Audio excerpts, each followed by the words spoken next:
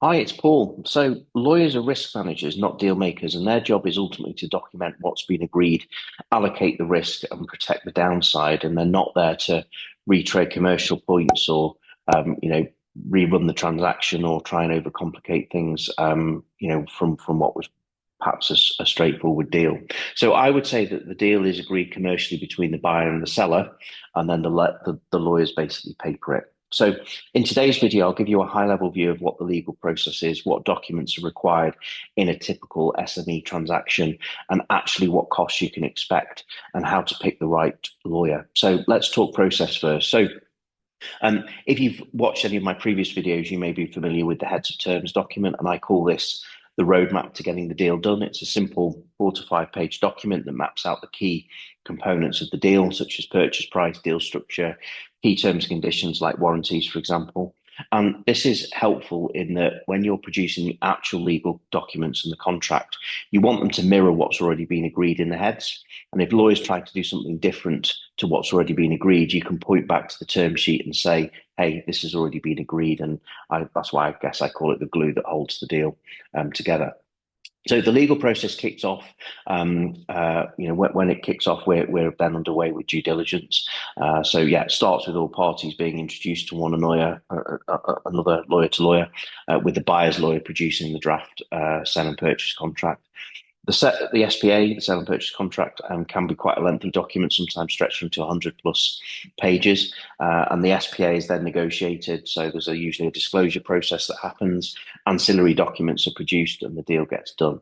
So let's look at the SPA. The SPA is essentially a legal contract governing the sale and records what you're buying, for how much and on what terms, and who bears the risk. So core sections include the parties, the definitions, the consideration, the payment mechanics, the warranties, the indemnities, the limitation of liability, completion mechanics, and restrictive covenants. So let's just look at warranties. Warranties are a statement of fact about the business, and you can ultimately sue for breach of warranty, essentially a claim for loss. So it's not insurance. An example would be you seek a warranty from the seller, saying that maybe the seller's not aware of any personal injury claim from any current or former employees or customers. If they were, they would have to disclose it. If they were aware but they didn't disclose it, and you're relying on that warranty, and then you find after that there is a personal injury claim that's not covered by insurance, you could essentially sue them for that loss. Indemnities are different in that they are, generally protection used for known risks. So, for example, let's say in due diligence, you identify that a customer has not paid an invoice and it's overdue by 6 months. So it's not a bad debt yet because recovery proceedings have been initiated, but you could seek an indemnity saying that if that specific customer turns into a bad debt to be written off or irrecoverable, then the seller indemnifies the buyer for that loss. So warranties and indemnities typically have time limits, financial caps, and there'll be a clear documented process of what to do in the event of a claim and how it should be handled. So disclosures there for quite an important part of the process. What you're looking for is transparency, consistency with the due diligence, and no late surprises. And I suppose red flags would be, rushed disclosure or vague disclosures.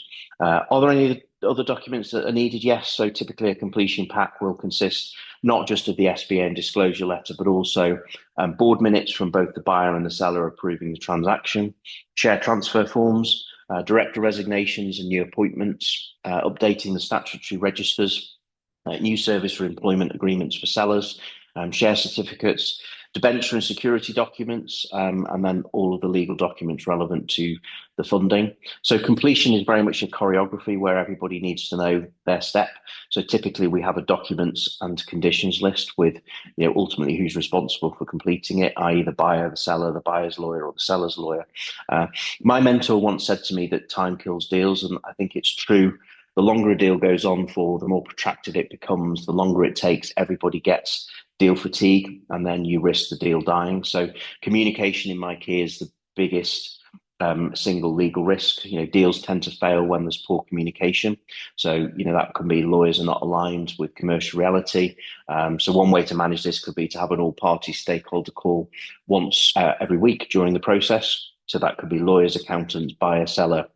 Sometimes these meetings might only take 10 minutes. Sometimes they might take an hour, depending on what there is to discuss. But you basically ensure that things don't get lost in translation. Contentious issues are tackled head on, and each week as you make progress and you get close to completion, you can summarize each meeting with an email afterwards with an agreed actions list. So how do you pick a good corporate lawyer? Well, I've worked with many lawyers for almost a decade, and we have a specialist M&A lawyer who has strong expertise in the SME and mid-market. So not necessarily global PLC deals, but he's closed on lots of deals. He's very commercial and pragmatic. We have this individual. We have one that is like that in the UK, one in Australia, and several in the US. So if you're looking for one, I'd either go and have a look for a top flight legal expert. Maybe get them on your advisory board, and you can tap them up for an introduction to one, or you go out and find them yourself. Green flags would be probably someone talking plain English. So maybe they ask about deal structures before legal points, explaining why something matters and being able to be willing to pick up the phone and not just email. I think red flags for me would be somebody that's over academic, or, a partner disappears and then the junior runs the deal. So from a cost perspective, I think this is important to cover as well.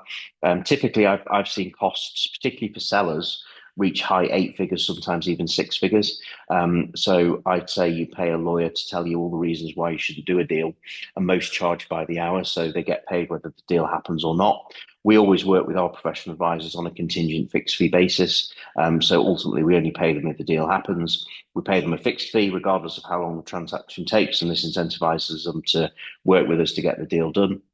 So how do you get lawyers to work this way when it might seem alien to most? Well, I suppose track record and credibility do help. So, for example, if you get an introduction from your legal expert to one to a lawyer, this probably carries far more weight.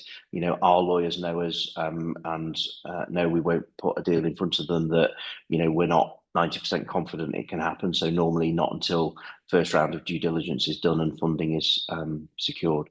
So in summary, the legal process is really about risk allocation. Communication does beat clever drafting. So pick lawyers who close deals, not write essays. Due diligence plus sale and purchase agreement plus structure equal protection. And if you can control the process, this is better than it controlling you.